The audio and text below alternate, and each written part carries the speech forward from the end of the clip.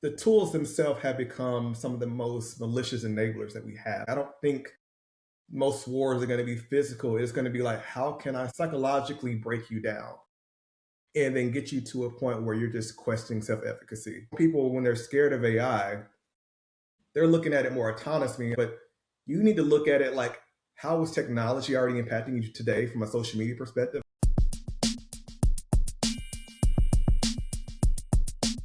Hello, everyone. This is your host, Manoj Tandon. Welcome to another episode of Dark Rhino Security Confidential.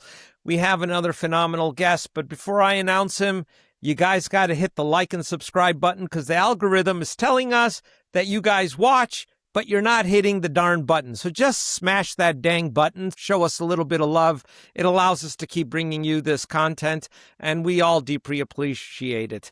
So without further delay, let me introduce you to Dr. Blake Curtis. He's a very interesting person.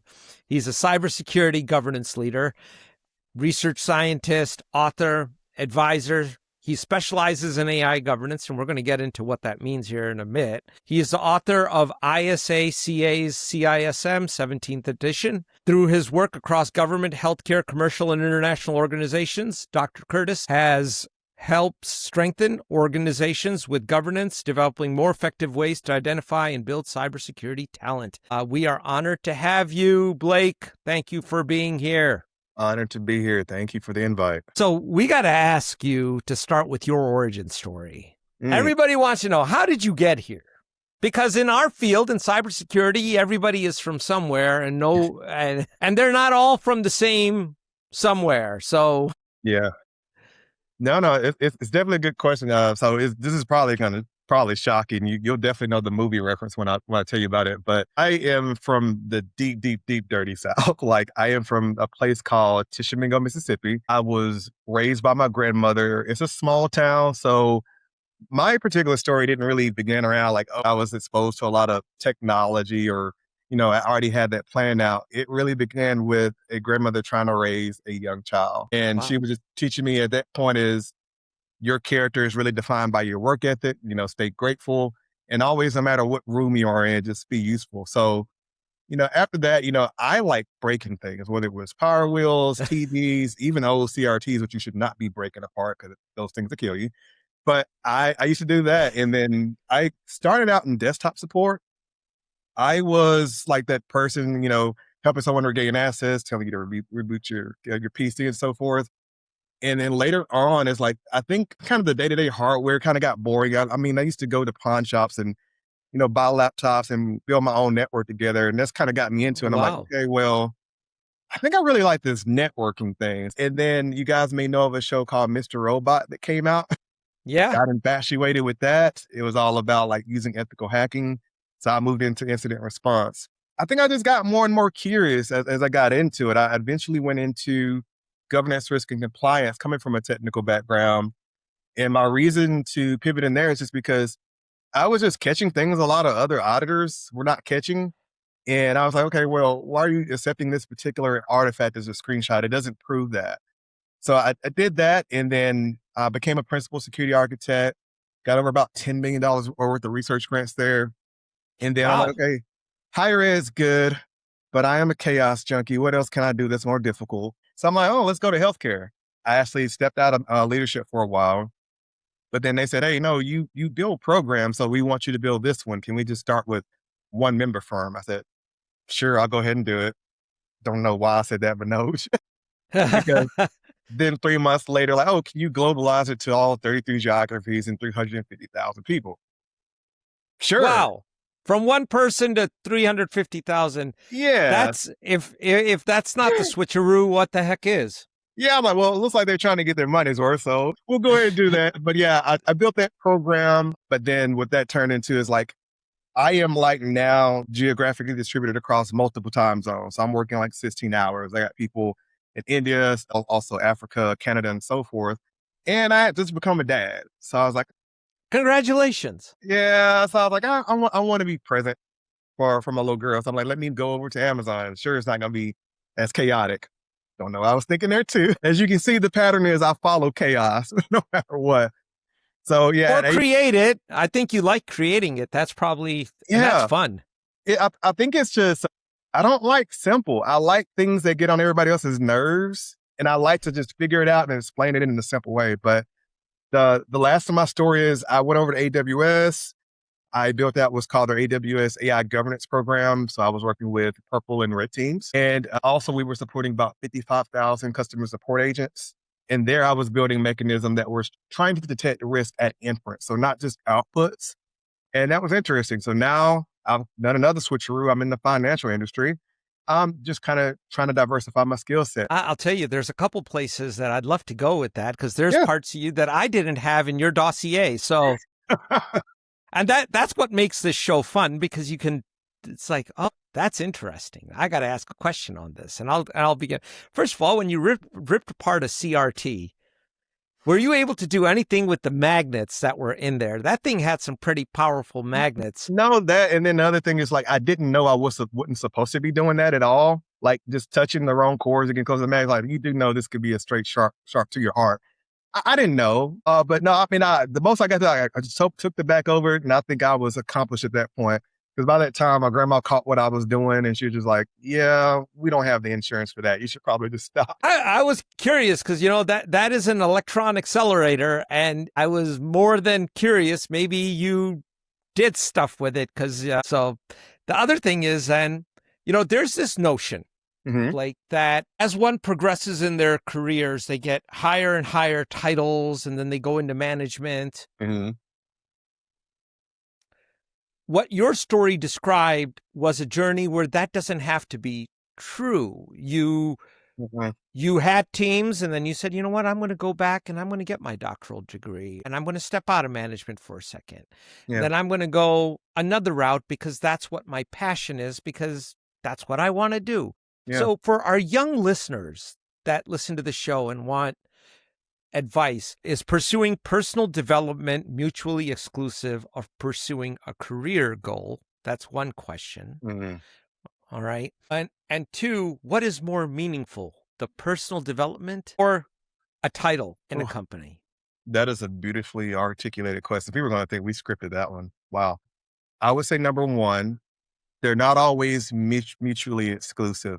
And I can only say that because other fields, like sometimes you're going to have to take on roles that may not be directly relevant to what you want to do. But what I can say about the field of IT and cyber that me and you work in, it's a Pandora's box. Like it is literally a playground because you're not as restricted by degrees and regulations and things of that nature. It's both a good and a bad thing.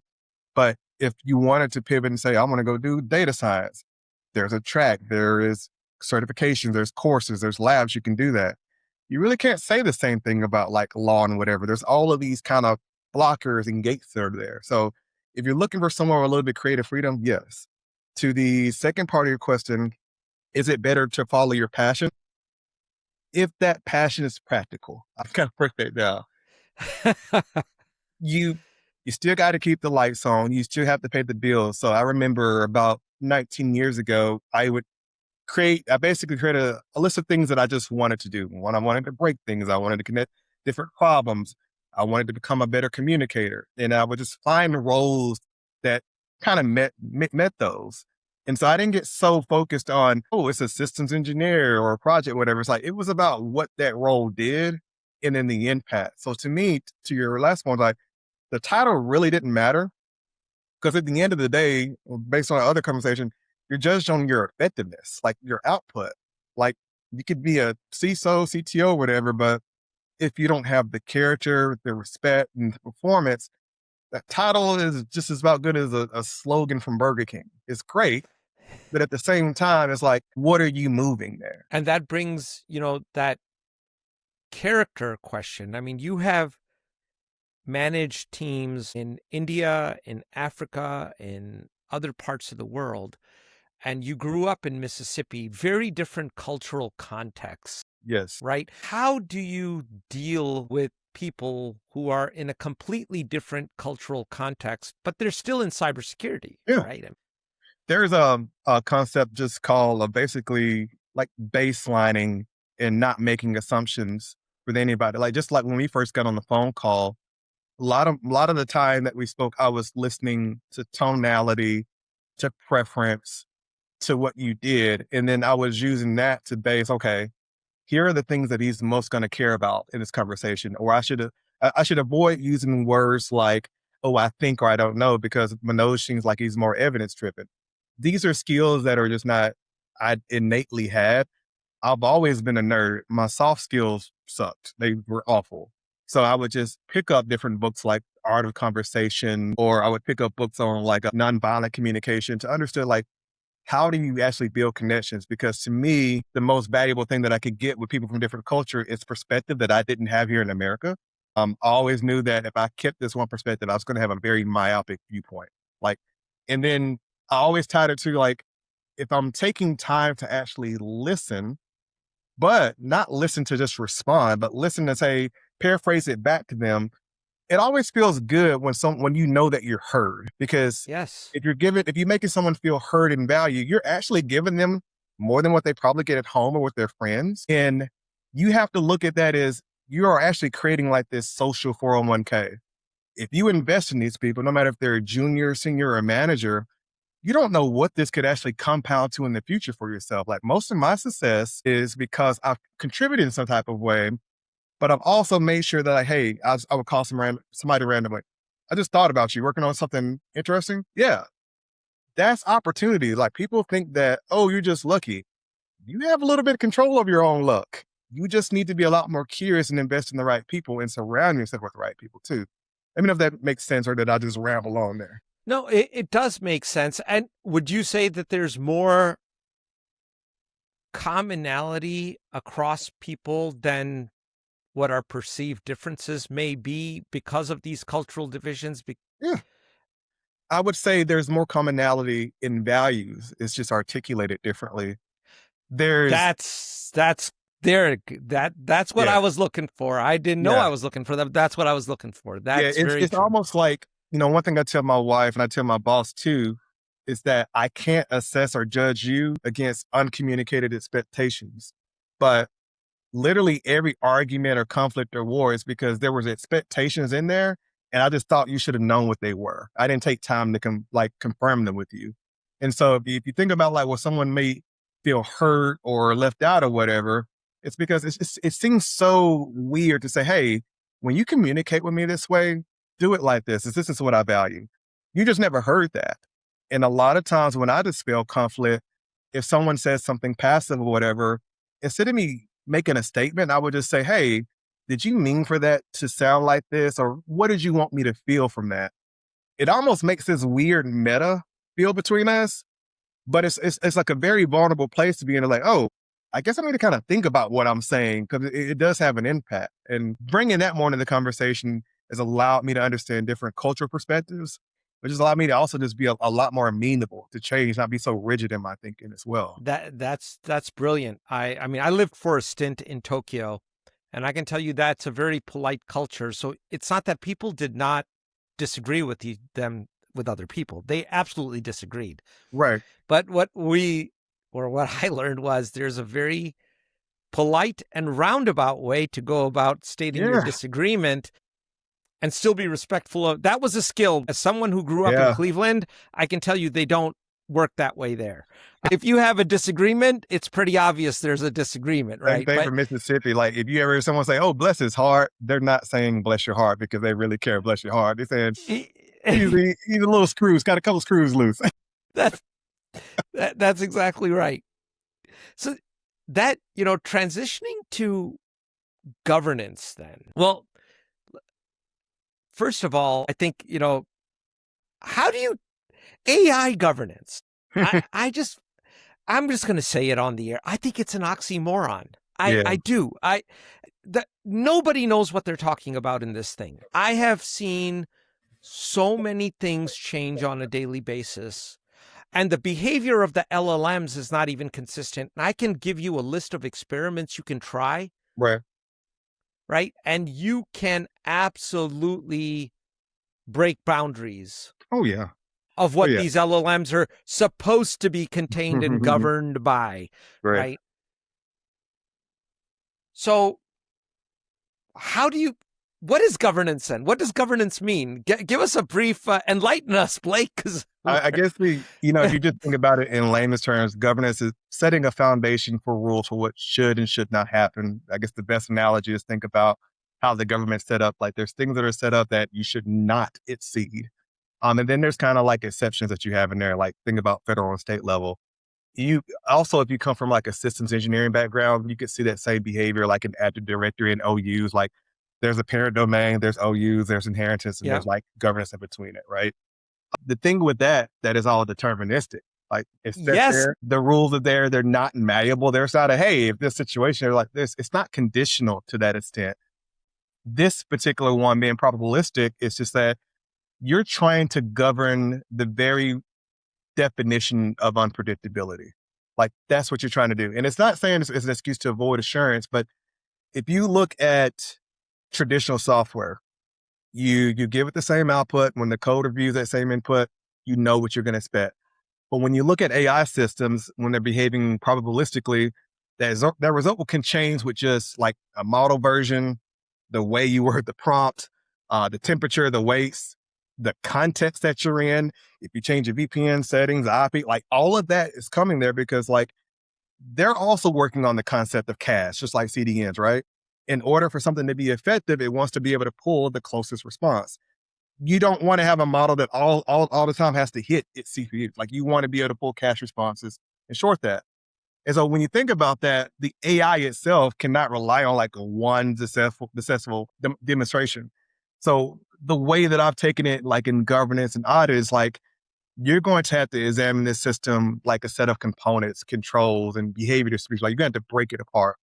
So if you think about like the input layer, the processing, which is typically the black box that you can't see in it, and the output, that is as much visibility we have. If you like, which I can kind of tell you like how I would go about it, but you want to know how deep you want me to go into that context. Give us, yes, the how to a degree that we can all understand it. And Okay. imagine we're all high school kids at the high school level.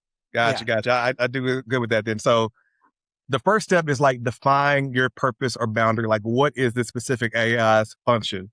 So don't look at just the frontier model that comes from like Gemini or Llama or something like that. Those are very generic. They're not tuned for anything. If you're going to have it for your organization, usually you would do something called like instruction tuning. You're tailoring for your topic, for that area, for that control. That's how you reduce a lot of that unpredictability. That's the first thing you do. So that is basically asking what decision or task is that system supporting.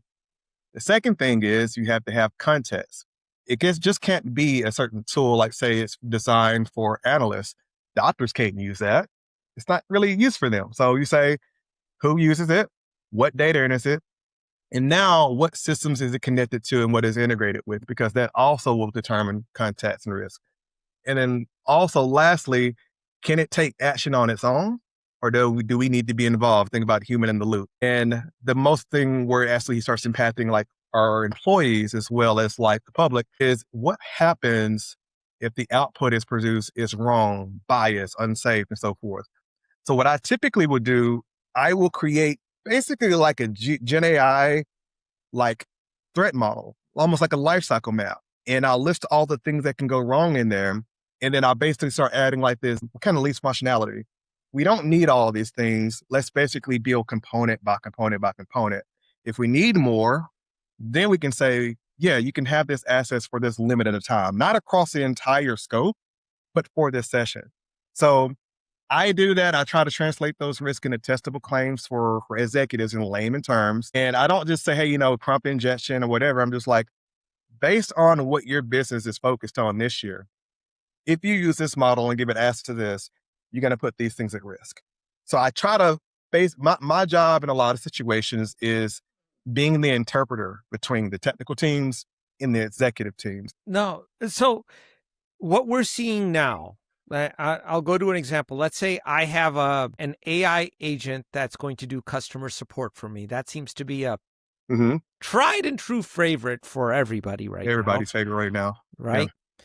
And by the way, if you offer a premium service, I can tell you don't do this. But you're probably going to do it anyways because you don't care. So, yeah. Now, that agent that was created has access to our technical documentation. It has access to our rules that govern whatever it is. So if I'm in a bank, it needs to know certain rules that govern a transaction or fraud detection or whatever the case may be. Right. Right? Or if it's healthcare, rules of data disclosure, PII, things like that. I have to give it access to that. I might also have to give it access to some financial data. How much was your last order? Can you dispute this claim? For a host of reasons, I might need to give that agent access to that data. Right. And then I could wrap that all in, whatever your favorite technology tool today is, to say, we're going to isolate this agent to be a part of this group, whatever group of agents, let's call it that. And this group of agents can only do A, B, and C, and beyond that, they are not allowed. They don't have role-based access to do any of these other items. Okay. I think if we were in a deterministic world, that works just fine.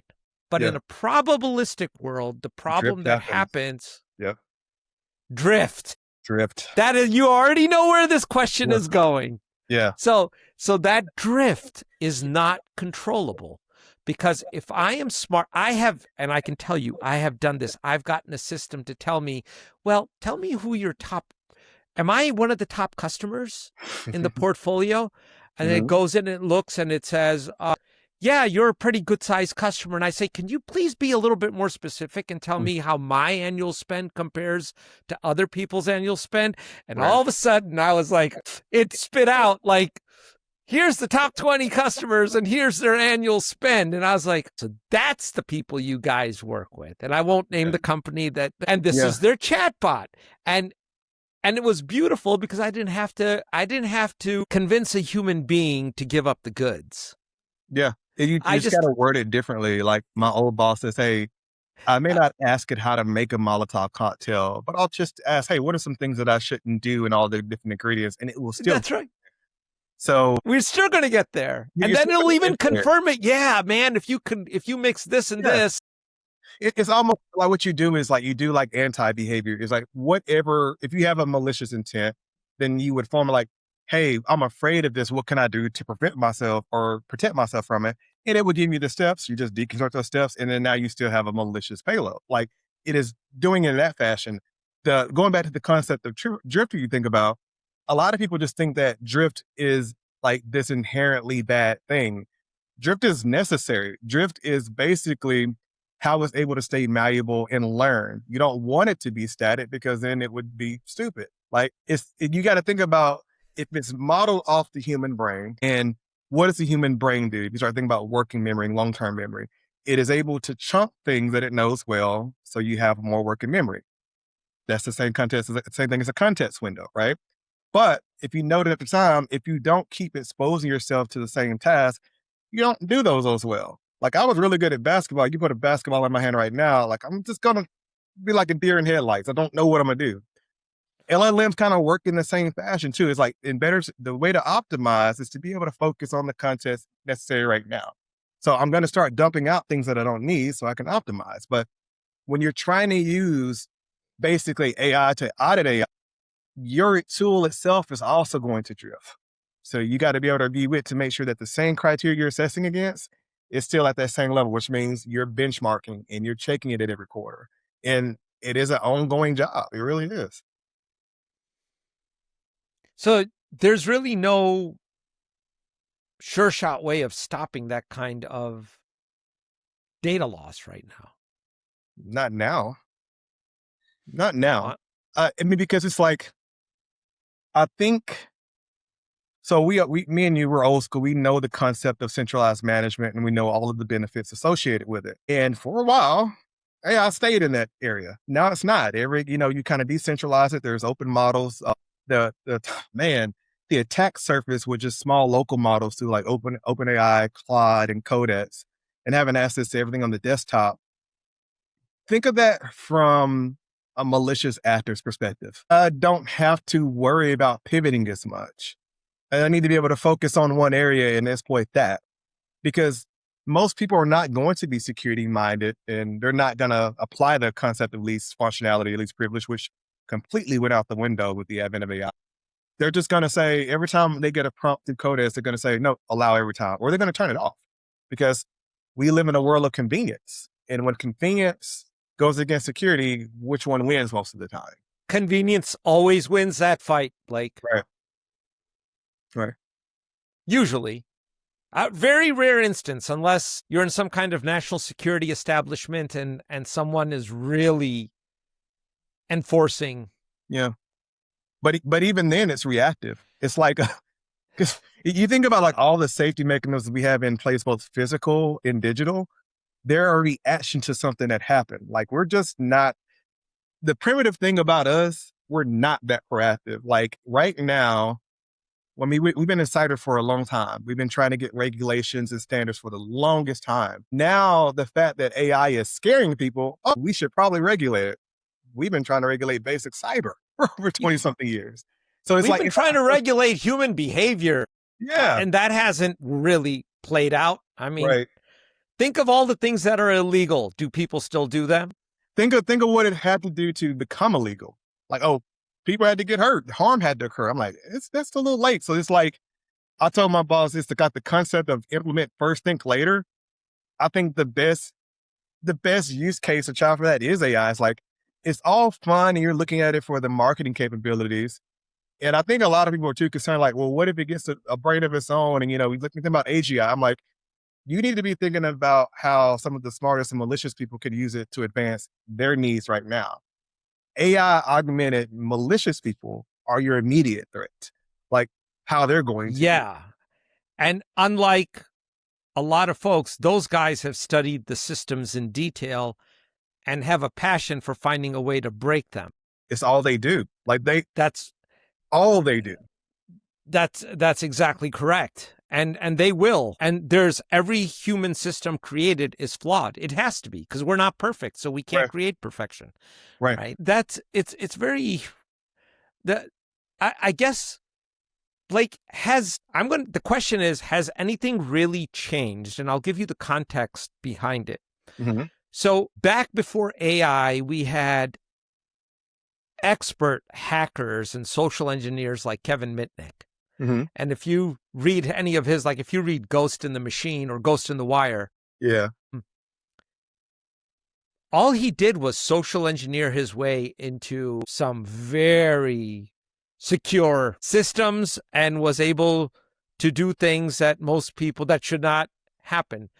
Today, we've replaced that personality with AI, but to a degree, but the outcome is still the same. So we couldn't defend against the likes of a Kevin Mitnick back in the day when he was operating, and he's no longer with us, unfortunately, but it stands to reason then, will we really be able to defend effectively against these AIs? I mean, I think if you're trying to, let's say the paradigm stays within infrastructure, technology, connections, and so forth, I do think you'll build a robust enough mechanism and framework and potentially even regulation to focus there and get some controls, right? Like, you're going to have to like zero the crap out of everything.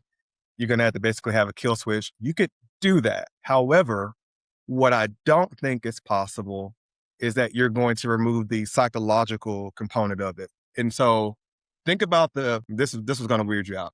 So think about the concept of the way penetration testing works in an environment today where, you're doing your ping sweeps, you're trying to map things, trying to see what applications are running. And basically you see what the attack surface is, and then you start running your malicious code. What would that look like on human beings who have access to social media, who post everything, who need to be validated, who share their communications, who are bank accounts or whatever?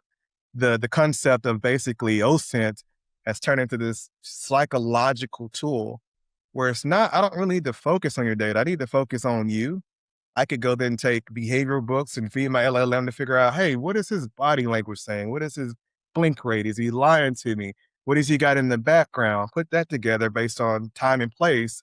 Let's build a malicious payload where, one, if I know he hangs around with it, whatever, now let me introduce myself. Let me get access to it.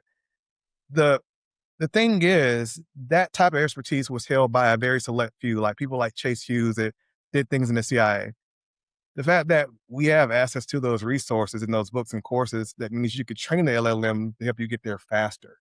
So Yes. the whole concept of people talk about news or whatever, like you could even like now farm out a whole like social media farm that if anybody disagrees with you, you could just scan certain text and remove that post or reformat it. Like to me, the tools themselves have become some of the most malicious enablers that we have. Like I don't think most wars are going to be physical. It's going to be like, how can I psychologically break you down and then get you to a point where you're just questioning self-efficacy?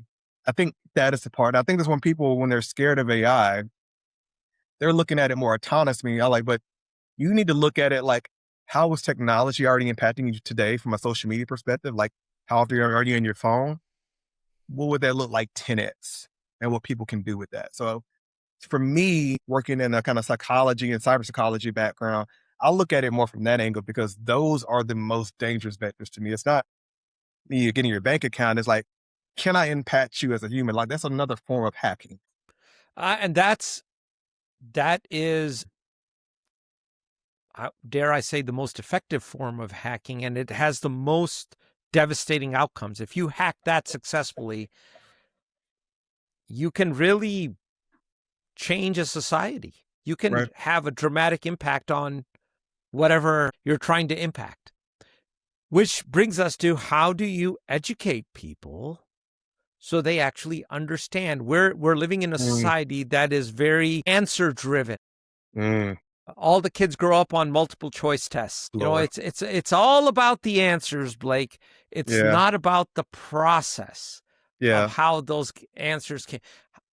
What are your thoughts on that topic? How do you actually get people to understand exactly what you just described before, Yeah. that you might be getting played psychologically and you need to understand this? And I think it even goes back more fundamentally, not just on AI, but just the concept of like learning and experience and what people think an expertise is. So like we somebody was talking about like, oh, there's this 10,000 hour rule by Malcolm Gladwell and so forth. I'm like, yeah, yeah. I said, here's the thing. I said, it was basically someone who writes articles who misinterpreted the original research by Anders Ericsson. And that was not even a quantitative study. It was basically like self-reported.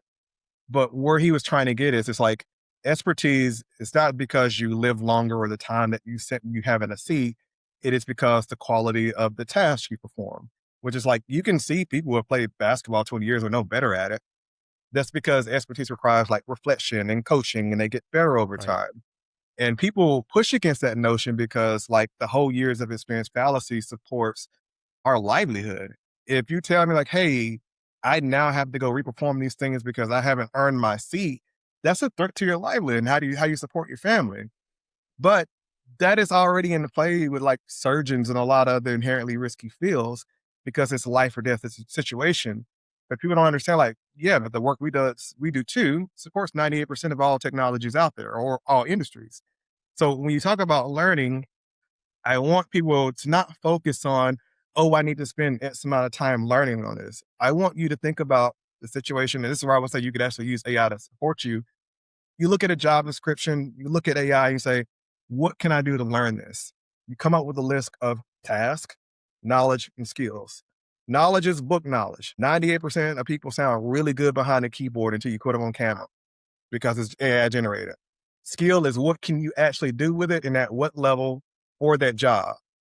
Competency is that's good for this industry, but does it work for this one? Like you were a pro and expert at JV, basketball, all country, you don't even make the bench in the NBA. Like that's where people are not looking at it. None of those are based on time. None of those. So here we need to focus on with AI and also think about way AI exists. Like we've been mainstream here for the past 6-7 years. And the thing that's crazy is we still have job descriptions that say we require X amount of years of experience. Oh, We yeah. we don't require X amount of years of experience for a damn AI. Well, some of those job descriptions are like, we need X amount of experience in X technology. I'm like, well, that technology hasn't even been around for Yeah, 10 years. So how the heck are you requiring 10 years of experience? Like,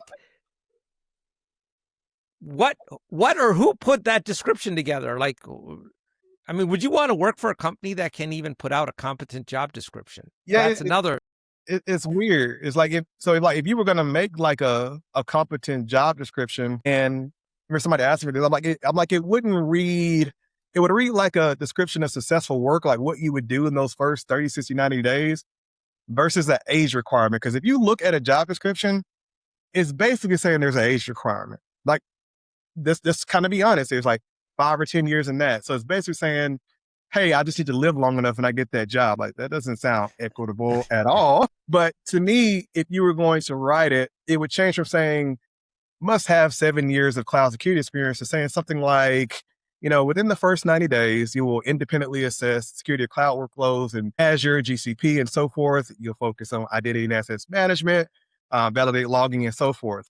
You want the job description not to sound like aspirations, but actually task and outcomes, because that would actually drive your interview. Like, this is not a conversation of, do I feel good because you're talking to me? This is, if I actually had the task and outcomes on each resume and I mapped it to each interviewer's responses, I could quantitatively say, nah, he went into depth here, or he did this, here's an outcome, or he led this, or he was a part of it. But today, what it's more of is, I felt really good about him. He's a team player based on what criteria? What criteria are you using? So if you don't have consistent criteria like the National Institute of Standards and Technology, their NICE framework or SFIA, that means you subjectively define what expertise looks like to your company. Doesn't mean it's transferable at all. And so to me, like, that's where you keep going back to the IT organization or cyber in whole that tells you we're not a regulated field. Because if you look at doctors, scientists, and so forth, they have to have a minimal level of competency that's been demonstrated. Like a lot of doctors, even though they get their degree, they still have to be actually, what's it called? They have to do rotations. They have to do shadowing. They have to do residency and get board certification and keep up with continuing education on a regular basis, all that, right? Right. And they need that to keep a license to practice. Like, we have certifications that are voluntary, but I mean, even my barber has a license to practice. And I found out, I'm like, man, I don't even need a license to do this. He's like, really? I'm like, you need a license to cut hair? He's like, yeah, apparently there's risk with it. But it's just interesting the way we look at experience, because to me, if we keep going down this path, it will disadvantage people who are not exposed to the IT field. So like primarily, like you look at Hispanic women or African Americans, or, even older people as well who are trying to get into it, they're faced with ageism, because like, look at what the workforce and what they look like. They're looking for a certain demographic. But when you put things like years of experience, it automatically excludes a lot of people versus focusing on what they can actually produce, if that makes sense. So experience is a false god. I think what we've been calling experience is exposure. It's how long have you sat in a seat and been exposed to the technology? It doesn't say at what level did you perform this, what was the output, and what did you do for the company? So, and to transition it to a job interview or a job description that is going to be more outcome focused, relevant, that's going to be work, Blake. That's not going to fit with the automated job resume review systems, shall we say? Yeah. That are out there. Of all souls and all hopes and dreams. Yeah. I mean, those systems are not going to be. And I actually have a story. I want to take a quick second. I'll tell you this. Yeah. So we at Dark Rhino have some really good engineers. Mm-hmm. Some of them have degrees, some of them don't.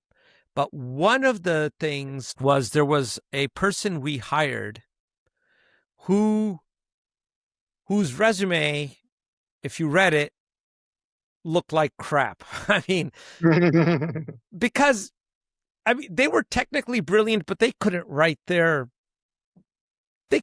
paragraph to save their life. This is not a person you would want to put in front of a customer. Right. But if you want them to defend a system, oh yeah, you want this. Right. So that guy found us in the parking lot and he's like, I'm not stalking you. Just give me 5 minutes. Right. I want to work here. Here's what I can do. Yeah. Give me a chance and let me show you. Yeah. That guy is no longer with us, but he went on to some really good companies, and he's now at a company that you guys, everybody would know the name of. But Hmm. that kind of determination and will cannot be found in a resume or in an automated system. ATS Like, how do you, it can't find intent, motivation, character. It can't pull those out of a resume at all. no, it can't. And Yeah. that's what you want. I mean, we're always looking for that guy with that intent, that's Yeah. hungry, that really wants to do something, And break you know it something. within the first 3 minutes, like, oh no, this guy lives and sleeps and breathes this stuff. Like this is him.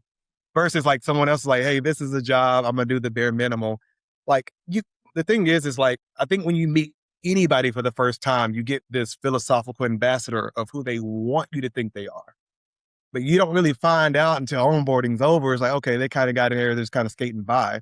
These are like the risk of using outdated assessments, ATS and so forth, because to me, and we talked about this earlier as well, it's like in order for you to do the job interview right, it would be expensive, time consuming. It's the same way that you spoke about multiple choice. There's a reason why we do multiple choice and why it started to become more popular between 57 and 1963. It's because we tried it and we did this like an auditing between, this was done with IIA as well as Stanford Research Institute and IBM. They wanted to use more assessment-based approaches for education, but they found like it was very time consuming. And then based on the technology moving at that time, we couldn't keep up with it. We needed a workforce that could grow. So you're going to lean more to multiple choice questions because one, they're scalable. You can kind of get a baseline of what someone knows. And the assumption is they would then learn it on the job. But the thing that should scare everybody right now, if you look at 85% of all IT certifications, they're multiple choice. They're not put you in this environment, go be able to protect this machine, tell me what the evidence says, and then produce a report out of it. It's not that. And so when you think about the people you're hiring, it's like, oh, I have a CSSP. Great. That is a book long. It's great. I have it too. But it doesn't say that you can implement or audit anything better than the next person. Like I've done the data on that. Most of the times when you have someone with a CISA or a CSSP, you're probably familiar with the Dunning-Kruger effect, right? Yep. What you would have is high levels of confidence, but low levels of execution, or even moderate in some cases. And if you change the context from being like one type of database, maybe Oracle to SQL, it would even go even lower. So it tells you that, hey, you're putting a lot of stock in a certification for something that it can't prove. They can, what these certifications do, they make you sound very good in the interview. They will give you capability, but it's still going to have to be matched with something that is vendor specific from AWS, GCP, or Azure to say, all right, you got the theory in place. What would it look like if you went into this area? That's where the rubber meets the road is. Theoretical certifications that you get in cyber, master with technical certifications to kind of bridge that gap. That makes sense. It completely does. And it also explains why, at least in the circles that I'm familiar with, so much hiring is done based on referrals. Like, a lot of the people Yeah. that we've gotten, they're Yeah. referred from our existing people. Yeah. And they've, by and large, worked out really well because Yeah. Yeah. people know what capabilities other teammates have. And Yeah. they're willing. The assumption is if this person is someone that Manoj respects and trusts, being that he doesn't have a large circle of people, then I should probably interview this person because I like the character of Manoj. And I think that's an intelligent assumption to make. There's also the bad side of it too. Like, are there people who are maybe just naturally introverted or don't speak that well, just like the gentleman you spoke about earlier, who may not get that opportunity? Yeah, there's that too. And so like, there's still a lot of work to be done there because if you want to fill the workforce gap, but you also are so busy worrying about optimizing costs through ATS, you have two competing priorities. You're going to have to find a balance between those two. Well, that was worth the price of admission for this podcast. I hope people actually listen to that advice. I think it's very true. I do. And I think it's actually one of the cool things about our industry in cybersecurity. It's very unique that we still have a lot of the Wild West approach, and we're looking for the best gunslinger. And Yeah. we find that guy or gal by the reputation that carries them Yep. in the industry. It's a very small community. We Right. we get to know It's about it's like a big small, because it's like, even though it's big, like it's weird. We know each other, or we know someone who knows each other. Like the gunslinger reference I really like too, because we know they're a gunslinger, but then like our retention processes don't match what they need either. Because like you put all this time and money and effort to get this top talent. It's like, what are you going to do to keep that top talent as well? Because it's going to cost you more money to train up someone who may not even be as skilled or passionate as that next person. I'll tell you what, that's another episode in itself. But I will tell you, there's a reason why people will go and work in certain, and especially with this latest generation of folks, there's a lot of soft things that they're looking for that we need to make available to them to keep that retention. And that can really be done in a company that's really organized with flexibility in mind. Yeah. In a very traditional American corporate architecture, it can be difficult because they're geared for something totally different. You're not going to get the gunslingers that is going to think about the gunslinger at IBM. They're going to get bored. They are. I mean, they're just going to get bored. They're going to be like, the same way with me too. Cause like, I like complexity. I like challenges. Something may look hard to the next person, but if it's something I did 5 or 10 years ago, I will procrastinate and do it the last minute. Why? Because I know it's still going to be high quality and better than the next, but it's not the thing that motivates me. But I remember telling my boss, you want to motivate me? Give me something that is probably going to scare the crap out of me and I may fail. She's like, why that? A lot? Because that is growth. That is tangible experience. That's something I'm going to be motivated to tell my wife and kids about or go to my next interview.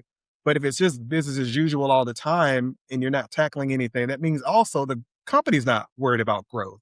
Like there's people out there that they only want to focus on difficult problems, and that is perfectly fine. There's other people who don't want that.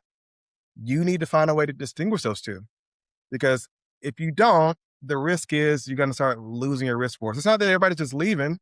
Sometimes it goes back to our original conversation is people want to feel valued and heard. And so performance reviews just can't be on outcomes. Am I giving you what you need to grow? Do these things align to your own personal values? And then tell me, what is the bare minimum that I need to do to make sure that I keep you here? Like, that's just, imagine your boss telling you that every day. You're like, you care about me. Like, I don't even get this from my best friend or my wife or my husband. Like, you want to keep me here? So I think soft skills is another area we have to do as leaders. But when it comes to making sure that the company is not impacted by losing talent, that's also like another skill set we have to develop for our workforce too. Like, what can we do to motivate our employees to want to be here? And on that note, we're at the hour. It's a great question, and we're going to have to get you back to help answer it. But I'll be ready. Blake, this has been a fantastic conversation. We're honored to have had you for this period of time, for an hour you gave us. We'd also like to give you a couple minutes to plug anything you'd like to plug with our audience. Let them know what. Floor is yours. Whatever you want to tell them. I think right now, the project that is taking most of my time right now, I just finished a book. It's called Cybersecurity Auditing Beyond Checklist, Age of AI, Cloud and Automation. That is what Packed.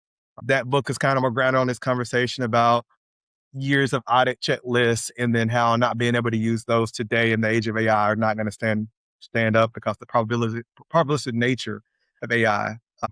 Did that. Also, the latest version of CISM will be out here within the next month or two. And then for those who are looking to get in the AI audit, I've also contributed to the Advanced in AI Audit or the AAI certification. Other than that, I'm typically nerding out, consulting, or reading a really good book. I know I don't look old, but I definitely act old. But that's enough about me. That's pretty much what I do from week to week. Well, thank you, Blake. And everyone, that's Dr. Blake Curtis. Please look him up. Great guy. Thank you for joining us. Thank you.